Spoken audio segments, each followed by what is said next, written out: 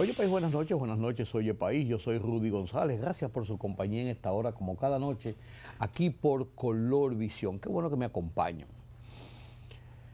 Carlos Cuello, estudioso de la situación de la economía, analiza para nosotros la situación económica del país, los últimos movimientos de la economía y la incidencia de lo que está ocurriendo en el resto del mundo.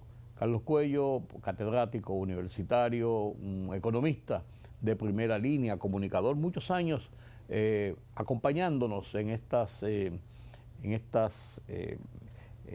observaciones sobre la situación de la economía, habla para nosotros.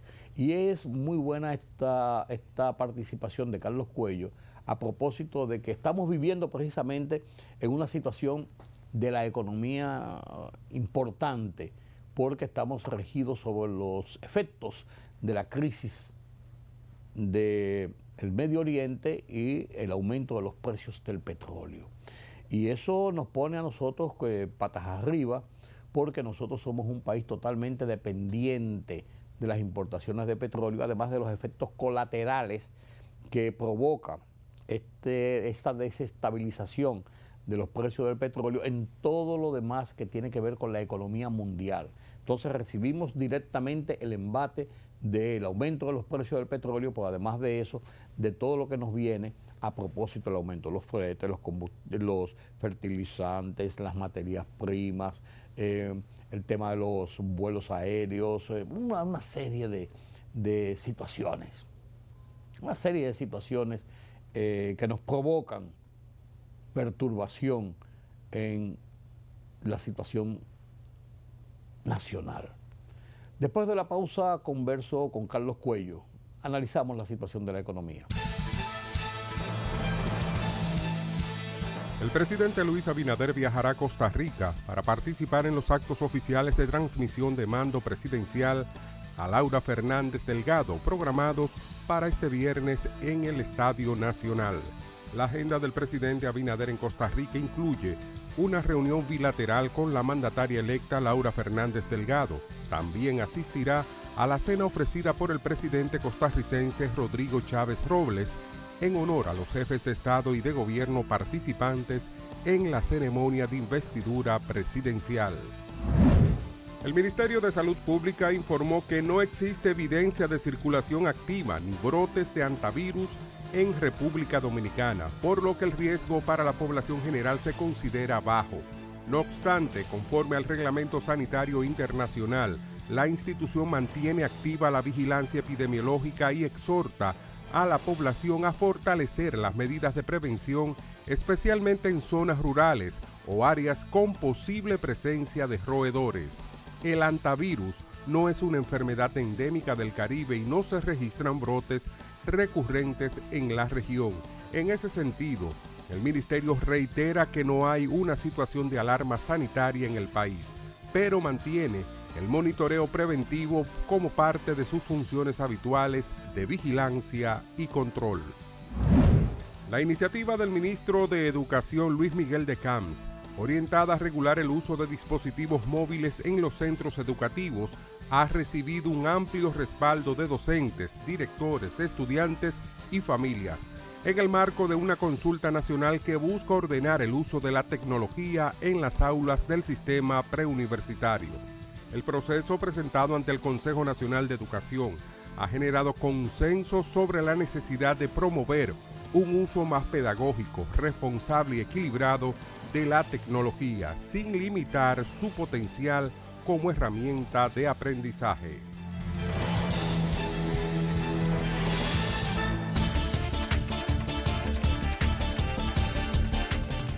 Al ofrecer los detalles de la situación sobre el brote de hantavirus relacionado con el crucero MV Ondius de bandera neerlandesa que cubría la ruta entre Ushuaia, en la provincia de Tierra del Fuego, Argentina, y Cabo Verde, en África Occidental, el director general de la Organización Mundial de la Salud, Tedros Adhanom, confirmó que el brote está asociado con el virus Andes, una variante presente en América Latina que es la única conocida capaz de una transmisión limitada entre humanos. Tedros destacó que dado el periodo de incubación del virus Andes, puede llegar a ser de hasta 6 semanas. Es posible que se notifiquen más casos. No obstante, afirmó que si bien se trata de un incidente grave, la Organización Mundial de la Salud evalúa el riesgo para la salud pública como bajo. El secretario de Estado de Estados Unidos, Marco Rubio, concluyó este jueves una visita al Vaticano para recomponer relaciones, después de que las arremetidas del presidente Donald Trump contra el Papa León XIV por su oposición a la guerra en Irán provocaran un enfrentamiento continuo entre ambos. Rubio, católico practicante, tuvo una audiencia con León que se complicó a última hora por las últimas críticas de Trump al pontífice nacido en Chicago. León ha respondido señalando las tergiversaciones de Trump sobre sus posturas respecto a Irán y las armas nucleares e insistiendo en que solo predique el mensaje bíblico de paz.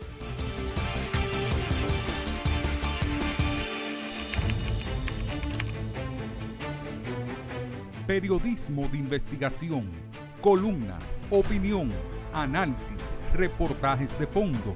Hora por hora, una completa plataforma multimedia. Periodismo con valor. Noticias horaporhora.com.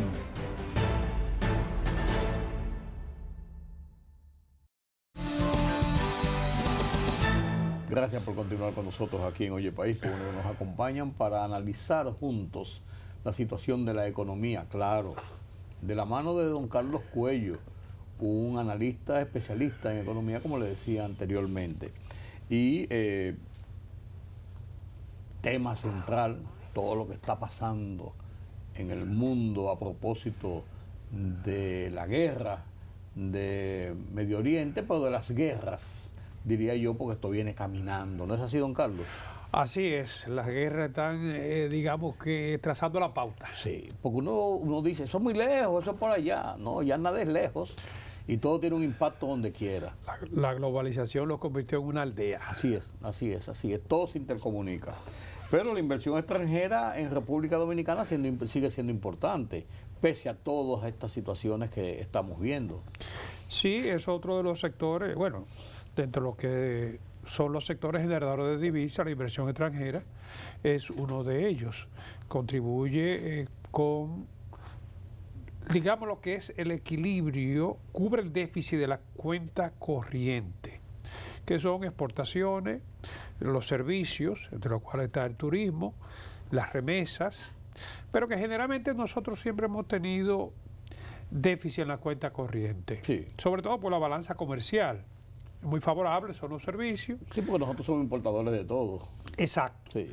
Y el servicio de la inversión extranjera, que requiere, no solamente la entrada es muy importante, pero también hay salida. Hay salida, y que también es muy voluminosa. Claro, claro. Y aquí hay un dilema. Si tú logras frenar la salida, tú podrías evitarte esa expatriación de recursos. Pero si tú frenas la salida, entonces va a dificultar la entrada. Eso te iba a decir, le va a poner un freno a la entrada. Lo que tiene que hacer es crear las condiciones para que, en lugar de llevarse los excedentes, sean reinvertidos. Aquí. Sí, había una serie, siempre hubo una serie de incentivos buscando eso, que se reinvirtieran aquí. Claro. Y ese era el leitmotiv de la zona franca, que no se fuera todo, que no solamente generara empleo, sino que fuera reinvertido gran parte en República Dominicana. Sí, eso no siempre es factible, porque recuérdate que cuando tú haces una inversión en el extranjero, la mayoría de las veces tú buscas capital en los mercados. Claro. Entonces, esa rentabilidad que tú generas, están esperando los inversionistas. Claro. Porque esa es la participación de los inversionistas. Claro. Y también incentivan para que eso no se quede en otros sitios. Claro, porque el inversionista lo que quiere es su rendimiento, ganar, ¿no? Claro, y engrosar sus riquezas. Pájaro en mano. Así es. Entonces, fíjate que la inversión extranjera directa, según el Banco Central, asciende a 1.536.7 millones al cierre de marzo, primer trimestre, ¿no?, del año. Y este resultado, dice el Banco Central, que significa un aumento de 92.2 millones, o sea, un 6.4 con respecto al mismo periodo del año pasado. O sea que están creciendo la inversión extranjera. Que fue un año bueno. con Muy 5 bueno. mil y pico de millones de dólares. Claro, claro. Entonces, en este caso se proyecta, y aquí, bueno, como todas las proyecciones, ¿no? Con el riesgo de la volatilidad de los mercados, ¿no? Sí. Y de la incertidumbre que está de por medio, ¿no? Que podríamos estar registrando 5.200 millones de dólares para este año, 2026. El año pasado sobrepasó los 5.000 millones también, 5.100 ¿no? y pico. Sí. Exacto. Entonces, si ese pronóstico se cumple, ¿no? Estamos hablando de que entre turismo, exportación, los generadores de divisas, ¿no? Estarían reportando unos 13.400 millones de dólares ya para este primer trimestre, ¿no? Y si se proyectara eso, bueno. Si se proyecta eso, tendríamos Pero un ya aumento. Sí. para este primer trimestre son 1.400 millones de dólares más. Sí. Para este primer trimestre. Sí, estaríamos hablando, si se proyecta así, sobre los 50 mil millones para el curso del año. Sí, originalmente el Banco Central habló de 46.000 millones. Sí, Eso fue del año pasado. Fue el año pasado, pero lo que te digo, si se proyecta así, 13 mil millones, así, a grosso modo, estaríamos hablando de casi 50 mil millones. Sí, más del 40% del Sí. Producto Interno Bruto. Sí. Aquí dentro de los sectores que han evidenciado mayor ponderación dentro de lo que es la inversión extranjera, del turismo con 22.5%, con 22.2% de energía, minería 17.8%, ahora mismo muy cuestionada la situación Sí. de la energía, ¿no? Por el problema de los yacimientos de San Juan, Sí, de los romeros, que el presidente lo frenó. frenó. Y no solamente el de San Juan, por lo que yo veo, va a ser difícil que aquí se puedan explotar recursos minerales, porque primero somos un territorio pequeño, con muchas áreas deforestadas, o sea, maltrato al medio ambiente, no solamente de los grandes, sino también de todo, pequeños. hasta de los conuqueros, como le llaman. Claro, el maltrato al medio ambiente, cuando tú ves la crecida de un río o los aguaceros, estamos contaminados por todos los lados, Sí, ¿no? sí, sí. Entonces el conuquismo es cierto, la deforestación afecta mucho, pero no todo es, digamos, son las grandes empresas, como se quiere atribuir. Entonces, esta presión mediática y de la población, de los grupos de presión, parece que va a ser muy difícil que aquí se pueda explotar algún yacimiento minero en lo adelante. Sí, y yo decía y comentaba ayer aquí mismo en Oye País, Carlos, y una tesis que yo he mantenido por mucho tiempo, incluso cuando yo estaba en Última Hora, como director de Última Hora, yo editorialicé varias veces sobre el tema, y hicimos algunos trabajos, sí, en el sentido de que la República Dominicana lo que necesita es tener reglas claras y definidas de qué va a hacer con la minería, o sea, en qué proporción se va a explotar con reglas establecidas de tal o cual, o si no se va a explotar. Los ambientalistas quisieran que el país fuera un gran paisaje arbolado con mariposas y primavera todo el año, y grandes ríos y todo eso. Bien, perfecto. Los inversionistas dicen que hay mucha riqueza en nuestro suelo y que pueden explotarla y que eso puede ayudar al país económicamente. El gobierno muchas veces dice que sí, dice que no, y hay situaciones y situaciones. Entonces yo lo que he dicho y he abogado siempre es porque definitivamente se haga una ley minera muy, en el sentido que sea, pero muy clara y muy bien establecida. No vamos a explotar, vamos a explotar, sobre qué condiciones podemos explotar o no vamos a explotar, que se cumplan estas otras condiciones de remediación del medio ambiente, lo que sea, pero que haya una definición. Eso es lo que yo siempre... La ley existe. No, hay una ley pero obsoleta, que no, pero también es indefinida. ¿Tú puedes estar seguro? Todo ese proceso. Porque está basada la ley, y es lo que dicen muchos técnicos, está basada también, deja muchas libertades para hacer cambios dentro de la estructura de los procesos. Una cosa u otra. Sí, pero como quiera los grupos de presión. No, van a sentir siempre. Exacto. Sí. Exacto. Entonces, en lo adelante, yo entiendo que va a ser muy difícil que se pueda, explotar yacimiento minero. En el escenario actual se plantea imposible. Incluso los ya existentes, bajo presión. Va mucha presión. La misma Barrigol es sometida a presión constante y cada cierto tiempo se generan oleadas de demandas y quejas y protestas. Claro. Entonces, como te decía, entre turismo, energía, minería, tiene más del 50%, Sí. casi un 60% de lo que es la inversión extranjera. Los bienes raíces, que tienen mucha vinculación con el turismo también. Sí, sí. Tiene un Porque 15%. la mayoría de la inversión viene ahí a Claro. bienes raíces. Un 15%, sí, porque turismo, bueno, lo tenemos más adelante, Sí. pero turismo no solamente es hotelería. No, claro.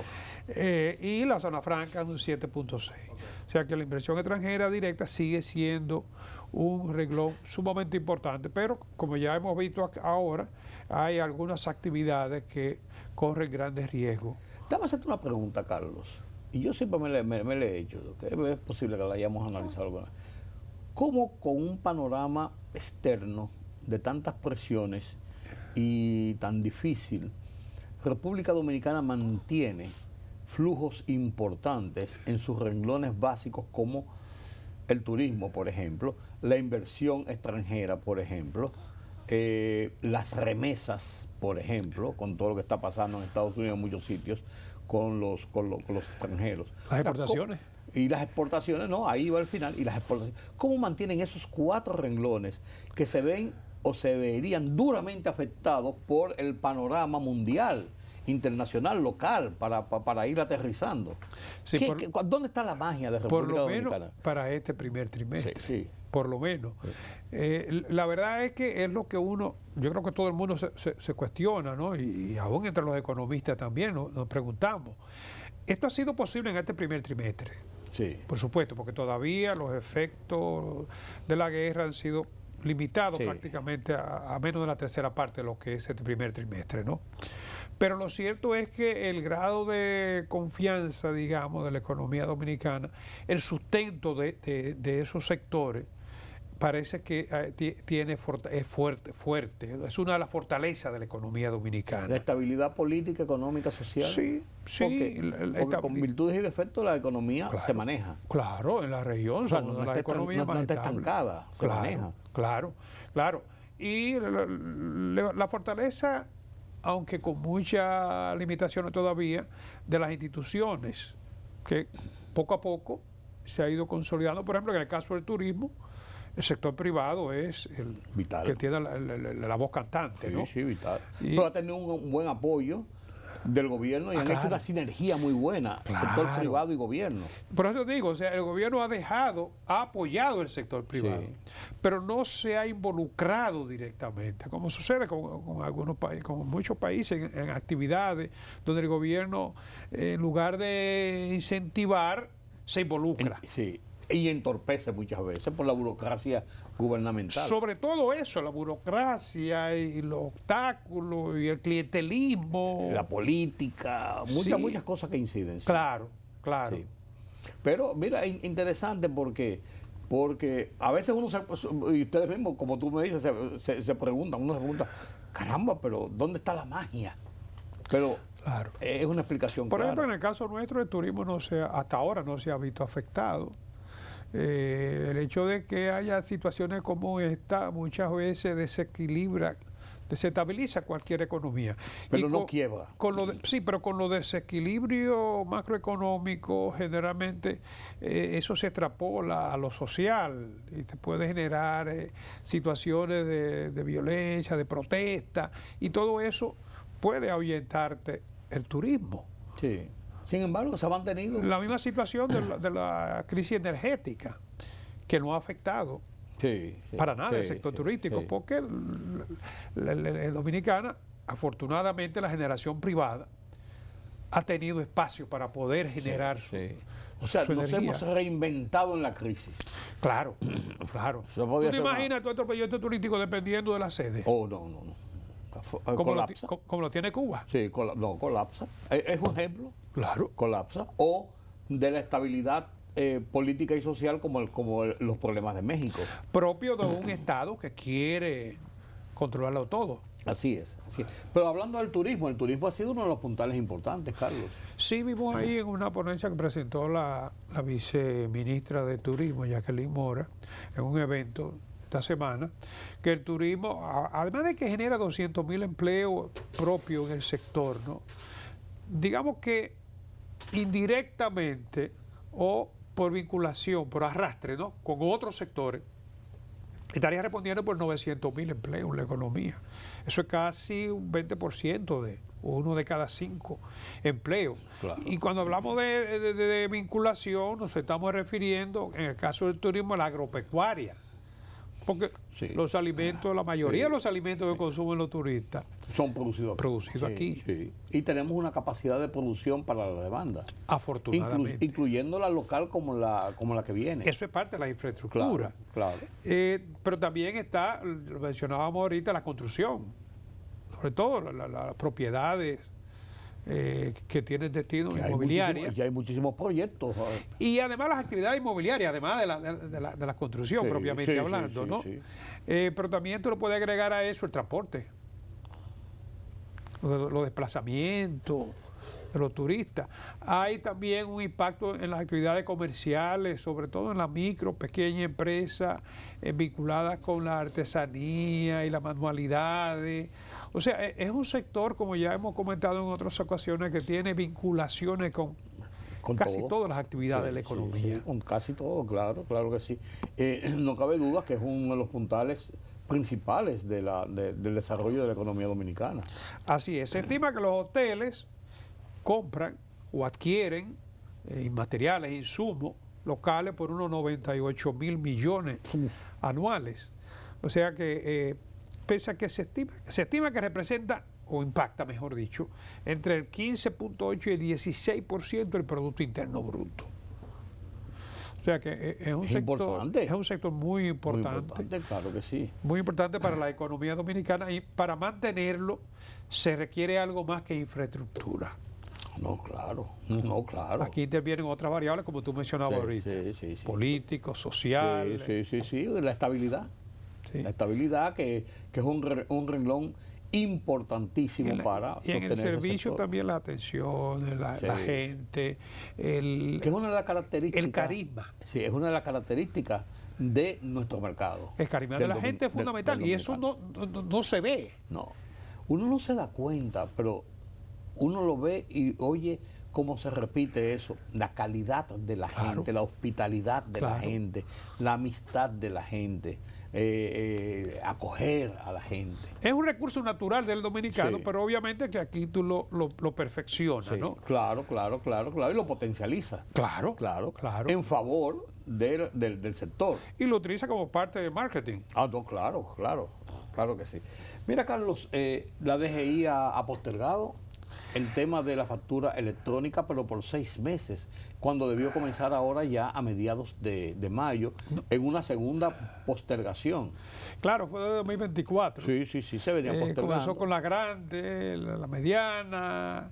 Mira, yo creo que va a ser muy difícil llevarlo como se quiere, universalizarlo como se pretende. Porque eso supone que todo el mundo, incluyendo... Bueno, el caso tuyo, que debe tener factura 2 o 3 clientes. Sí. Tienes que registrarte una firma electrónica, conseguir el certificado, y toda tu factura ya, si tú no tienes medios, obviamente los medios son muy costosos para tú tener medios de facturación como lo tienen las grandes empresas en línea, ¿no? Entonces tú vas a tener que facturar a través del facturador electrónico de la DGI, todo el mundo. De la DGI, y hay algunas plataformas incluso privadas que te hacen el trabajo, que se han ido generando por lo complejo que pudiera ser para cualquier persona que no maneje el tema. Pero el facturador que te va a ofrecer gratuito la DGI, no sé cuán grande sea la capacidad que ellos tienen, pero en el momento en que por H o por R puede colapsar ese facturador, entonces se van a paralizar los negocios. Sí, claro. Tú más quieres comprar algo, se cayó el sistema. Sí. Se colapsó. Se te para la operación y el negocio, posiblemente. Entonces, eso no va a ser tan sencillo. Además, hay pequeñas microempresas que yo dudo que puedan... que de casualidad tienen alguna suerte de organización, ¿cómo se llama? pero no tienen infraestructura. Sí, no, alguna organización, ¿cómo se llama? Impositiva. Ni siquiera una computadora. Sí, sí. Porque con esto todo el mundo tiene que tener una Sí, computadora, claro, por lo menos. Claro. Tú no puedes facturar en el celular. No. Es complejo. Es lo que te digo. Entonces lo propusieron por 6 meses. 6 meses más. Era ahora, 15 de mayo. 15 de mayo. Para todo, era universal, Sí, universalizar la facturación electrónica, ¿no? Que obviamente es una factura que se va a generar a través de un facturador gratuito de la DGI. Esa facturación viene con un código QR, ¿no? Y obviamente ya tiene validez como factura sin necesidad de tener que hacer emisión una copia y física, mandarla, de sí. sello y todas esas cosas, porque la firma es electrónica, ¿no? Se puede mandar incluso por la vía... Sí, que es para eso. Por cualquier vía. Para mandar Sí, por vía claro, electrónica. claro. Pero sería muy cómodo, claro está. Ya se está utilizando en la grande, Sí, en grandes empresas. las grandes empresas, ¿no? Pero universalizarlo parece que va a ser muy difícil y se extendió por 6 meses porque yo no me imagino lo que supondría, llegado el plazo, el dominicano lo deja todo para última hora, todo el mundo queriendo registrarse a la vez. Parece que ese ha sido uno de los motivos de que mucha gente lo deja, y más los pequeños que son más informales, lo dejan con más razón para última hora. Hay gente que, ay, y había que hacerlo. Ay, el ay, famoso.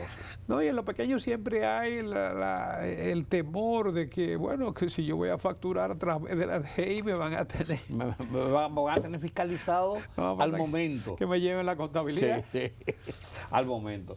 Bueno, Carlos, vamos a ver qué pasa con esto, pero algún día será. Bueno, yo creo que van a tener que buscar algún mecanismo intermedio para no entorpecer la participación en la economía que tienen los pequeños y los microempresarios, ¿no? Porque de lo contrario hay muchos que tendrán que salir de mercado. Pero tú dijiste una frase clave: el temor a estar fiscalizado todo el tiempo. Eso, romper esa barrera, no es tan fácil. Y aunque tú quieras vender servicio, No va a poder hacerlo. no va a poder, porque el que negocia contigo, para poder justificar ese gasto, necesita una factura autorizada, una factura legal, digamos, en este caso. ¿No? Así es. O sea que ya los bancos, por ejemplo, que tú le facturas, nosotros como clientes de los bancos, hay que facturarle electrónicamente. ellos estaban exigiendo, pero realmente hasta el día 15. No, pues ya, pero ellos ya tienen en su plataforma y prefieren que se le facture electrónicamente. Estaban requiriéndolo, por lo menos yo recibí de uno de ellos esa comunicación. Sí. Pero los comprobantes que tú tienes, que no son electrónicos, No. Eso tienen validez. Sí, claro, eso son los comprobantes. Hasta el 15 de mayo. Y ahora, como se extendió, tienen que aceptarlo. Tienen que aceptártelo, sí. Bueno. Gracias, don Carlos. Gracias a ustedes, amigos, por acompañarme en este conversatorio sobre los temas de la economía. Y qué interesante estas apreciaciones, como de costumbre, de don Carlos Cuello. Espero que hayan servido para orientarnos más sobre la economía y sobre nuestras inversiones y nuestras capacidades y nuestro futuro presente e inmediato aquí en República Dominicana. Permítame la pausa. La libertad solo reside en los estados en los que el pueblo tiene el poder absoluto. Por el respeto a los valores democráticos y la dignidad del pueblo dominicano, El Rumbo de la Tarde, plural, objetivo, comprometido siempre con la verdad. Con Georgie Rodríguez, Rudy González y Ramón Colombo. Los poderosos ya están en el aire.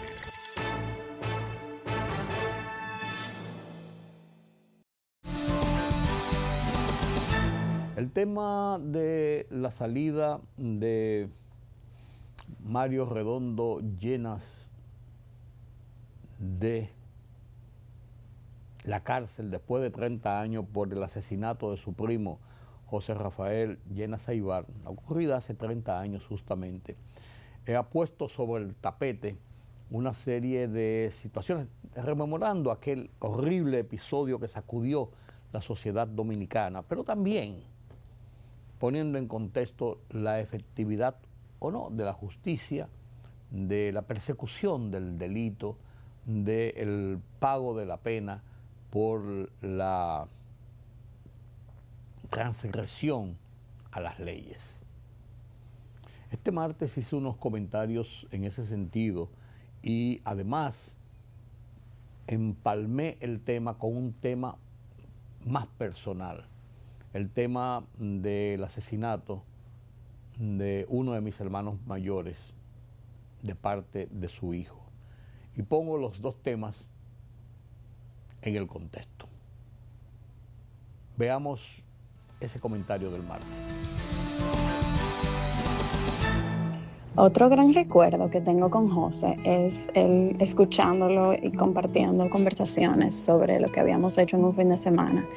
Y cuando no nos daba tiempo en el colegio de terminar de contarnos, él me decía, bueno, llega temprano al inglés. Bueno, nosotros teníamos clases de inglés por la tarde juntos. Me decía, llega temprano al inglés y así terminó de contarte. Entonces era como la alegría, la anticipación de llegar temprano para terminar de oír la historia de que él estaba pescando en cabeza de toro o de que, tú sabes, yo contándole algo mío también. Fue una infancia tan bonita, tengo tantas memorias lindas. José era un gran amigo. Punteando las 7 de la mañana de este martes 5 de mayo del 2026, puso un pie como un hombre libre fuera de la prisión de Najayo, Mario José Redondo Llenas, un hombre de 49 años que entró al sistema penitenciario, a las cárceles de la República Dominicana el 5 de mayo de 1996, hace justamente 30 años. Acusado primero y condenado después, en primera instancia, en apelación y por la Suprema Corte de Justicia, por el asesinato horrendo contra el niño José Rafael Llenas Aybar, de apenas 12 años, su primo, ese niño que vimos ahí jugueteando, y un niño con cara angelical, un niño educado, precioso, con un porvenir brillante, lleno de vida,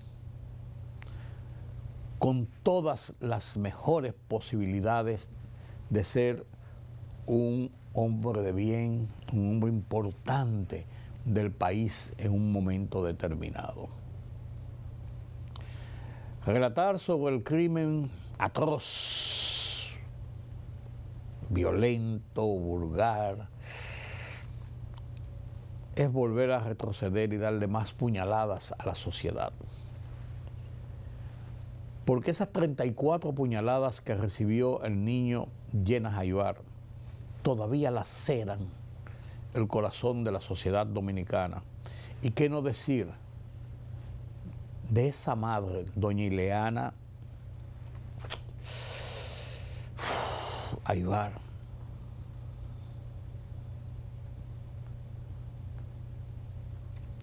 que ha sufrido tanto esa pérdida.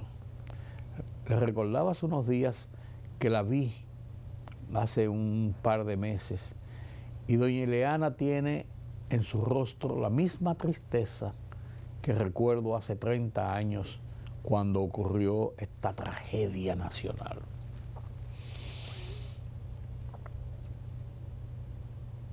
La justicia se encargó de investigar el caso. Recuerdo el coronel Bencosme Candelier, que era jefe de investigaciones de la policía, fue el jefe de la investigación de este caso. Y rápidamente un investigador fino, un investigador conocedor de su oficio, un gran investigador, dio rápidamente con la realidad del tema, de lo que había ocurrido con la desaparición inicialmente del niño Llenas Jaibar, su posterior encuentro del cadáver en el arroyo Lebrón, allá por Pedro Borán, y la recomposición del episodio para dar en la conclusión de quiénes habían sido sus asesinos. Mario José Redondo Llenas, primo de José Rafael Llenas Jaibar, y su amigo Manuel Molinés Rodríguez, José Manuel Molinés Rodríguez, quien le acompañó en este tétrico episodio.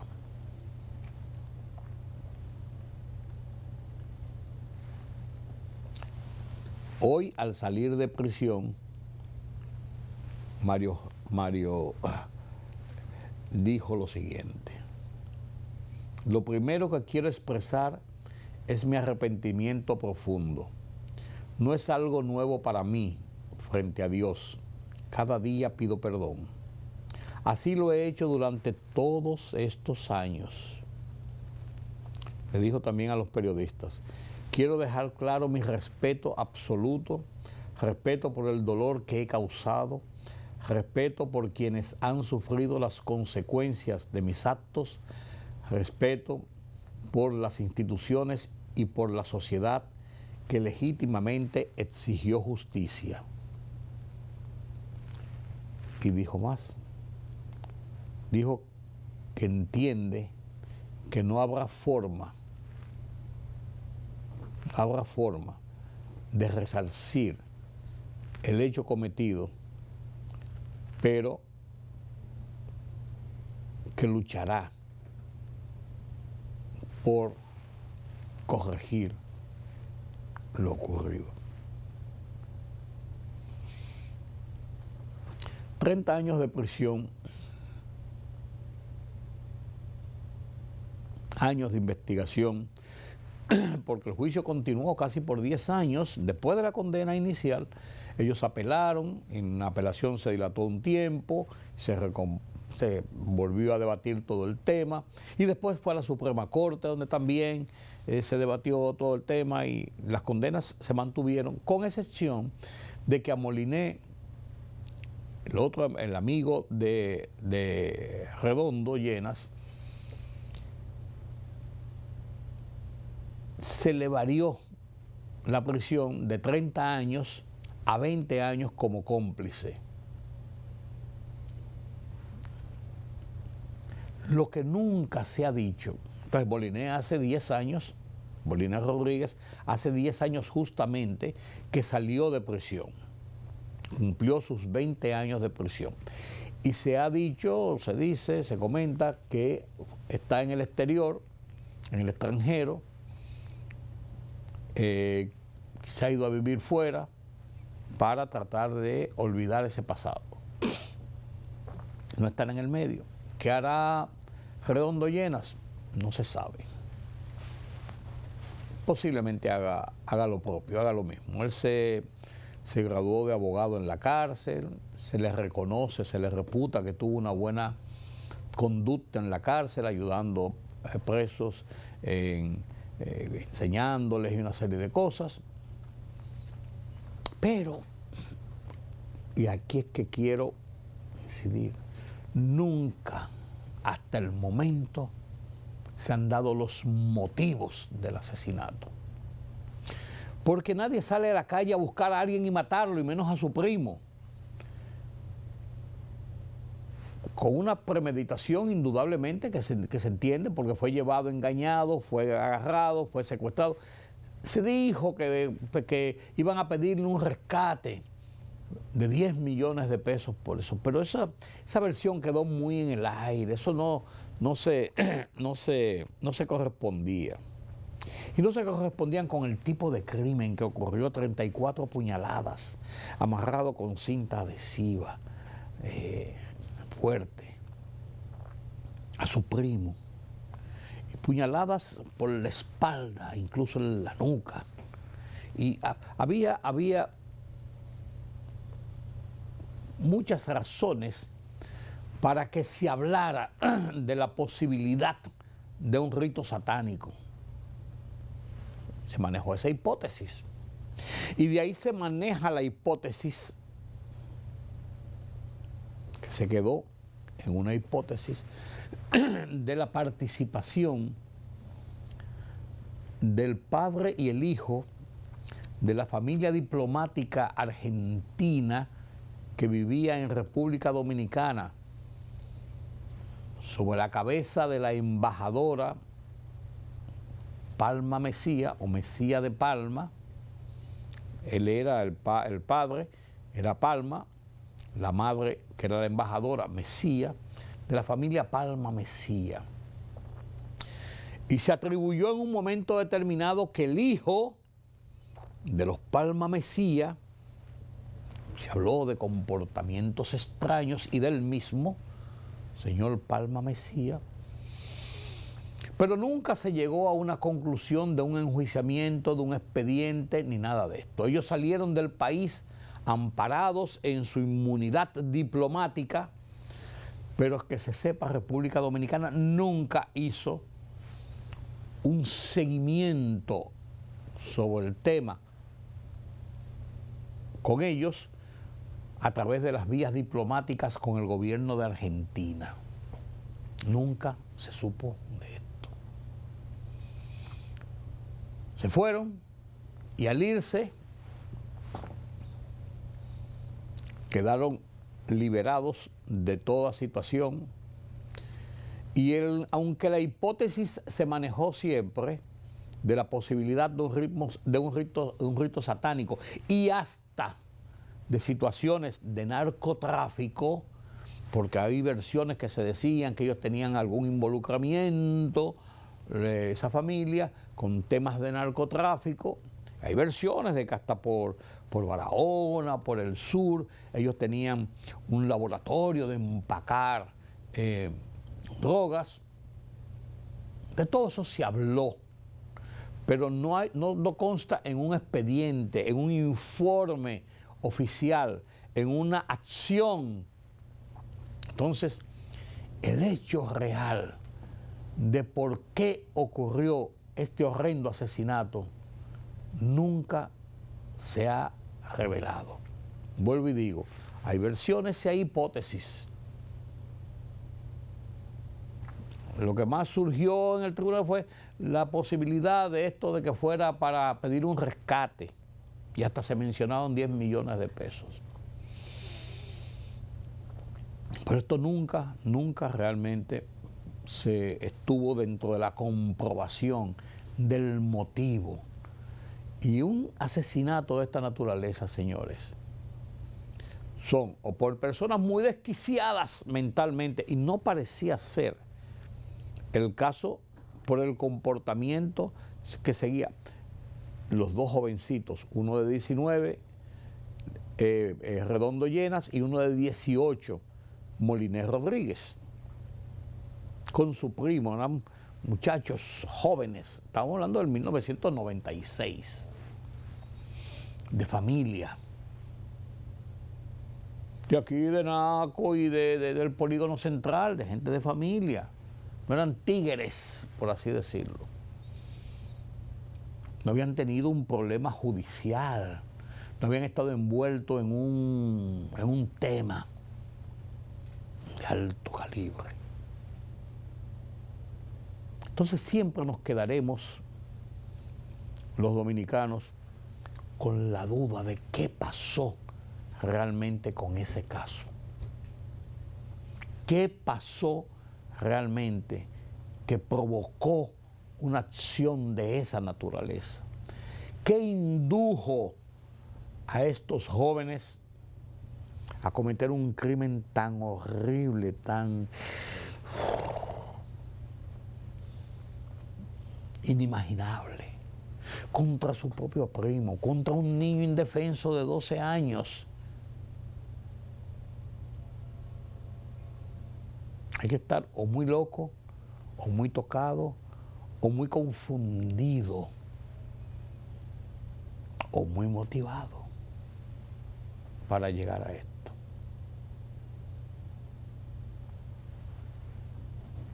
Nunca estaremos conformes, pero sí debemos entender algo. La justicia cumplió aquí su deber. Condenado a la pena máxima de 30 años y 20 a Moliné, como coautor o cómplice, no sé, coacusado, no sé. Ambos sufrieron el rigor de los 30 años que le impuso la justicia, y la justicia en múltiples ocasiones que ambos intentaron, incluso después de la mitad de la pena, acogiéndose a estamentos del procedimiento judicial, solicitaron su libertad condicional. La justicia no temperó con ellos y los mantuvo en prisión. Y aquí yo quiero trasladarme a otro episodio que me afecta directamente en lo más profundo de mi corazón. Y lo voy a hacer en paralelismo porque la semana pasada el abogado Marino Ercevit me llamó por teléfono para comunicarme que Omar José Rivas Virella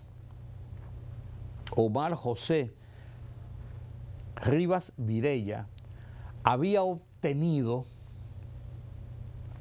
la libertad condicional,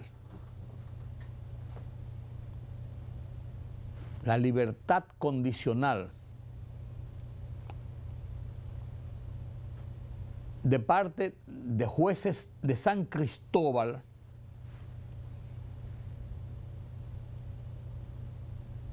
sobre la condena de 30 años que recibió este entonces joven, hoy un adulto de 40 y tantos años,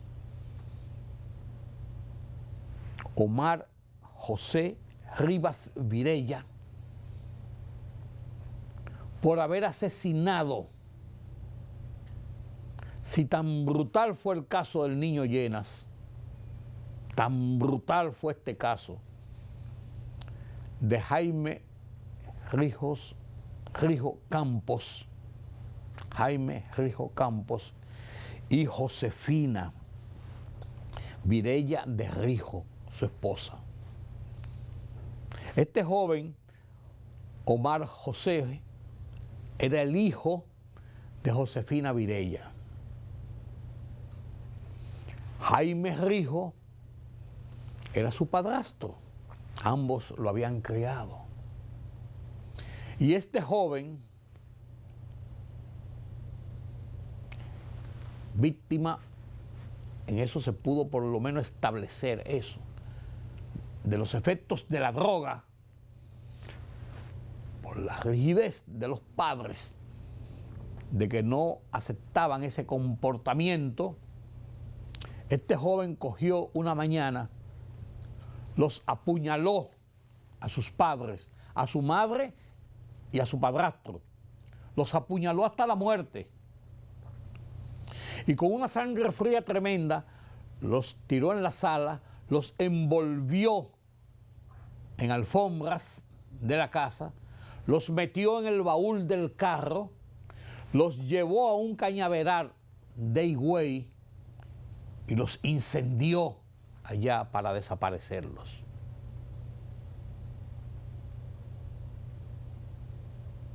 A sus padres asesinados a puñaladas, premeditadamente envuelto en alfombras. Usted sabe lo que es trasladarse de su casa ahí en las praderas, cerca de las praderas, trasladarse de ahí hasta Higüey, a un cañaveral, son 3 horas de camino prácticamente, para arrojarlos en un cañaveral y pegarle fuego. Toda la premeditación del mundo. Una acción delincuencial, criminal. Los tribunales condenaron a este joven, Omar José, qué mal has hecho, José. Omar José lo condenaron a 30 años. La semana pasada tenía 24 años, esto ocurrió en el 2002. Tenía 24 años en prisión y los jueces de San Cristóbal decidieron que no tenía por qué cumplir los 30 años, que ya estaba bueno, lo pusieron en libertad. Allí la justicia, en el caso de José Rafael Llenas Aybar, gracias a Dios, actuó. Y gracias a Dios la templanza de esa parte de la justicia mantuvo esa condena para que los asesinos cumplieran por la ofensa que habían hecho a la sociedad y a las familias que sufrieron el rigor de esta situación, de la muerte del niño José Rafael Llenas. En este caso, la justicia cumplió con la condena, pero otra parte de la justicia débil cedió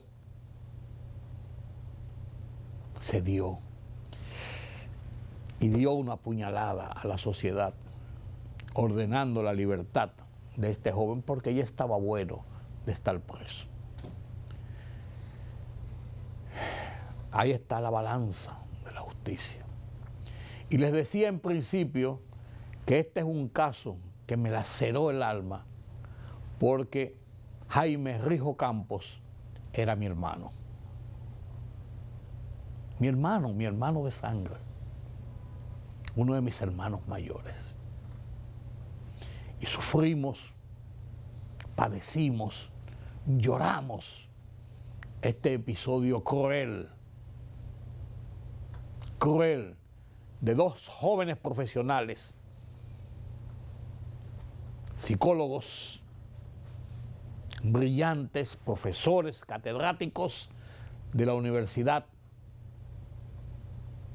que habían dedicado su vida a ayudar a los demás y a hacer el bien.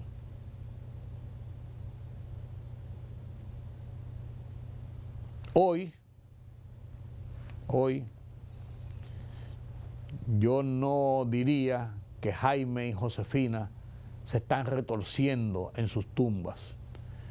Yo creo que ellos, como hombre y mujer de bien, deberán estar satisfechos de cómo la sociedad ha reaccionado desde el momento en que ocurrió aquel trágico episodio. Paz a sus restos. Un sello rojo de desaprobación a esa parte de la justicia. Así llegamos al final de esta emisión de Oye País. Gracias por su compañía, gracias por haber estado con nosotros. Nos vemos mañana nueva vez aquí en Color Visión a esta misma hora. Yo soy Rudy González. Pasen un feliz resto de la noche.